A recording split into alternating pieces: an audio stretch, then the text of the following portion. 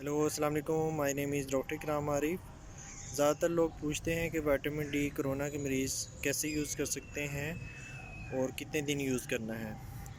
जो vitamin D है वो दो फॉर्म में आता है, सॉफ्ट जेल कैप्सूल की फॉर्म में भी आता है और इंजेक्शन की फॉर्म में आता है। सॉफ्ट जेल कैप्सूल जो है वो ज़्यादातर यूज़ होता है, सनी डी के नाम से आता है।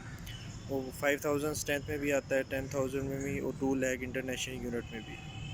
ज़्यादातर लोग 2 लाख इंटरनेशनल यूनिट यूज़ कर रहे हैं। वो आपने महीने में एक बार यूज़ करना होता है और जो 5000 है वो आप वीकली यूज़ कर सकते हैं, इंटरनेशनल यूनिट में आता है आपके। वो जो इंजेक्शन है वो आप हर 15 दिन के बाद पी सकते हैं। ज़्यादातर ये आप मतलब 15-15 दिन के बाद पी सकते हैं, 3 महीने के लिए।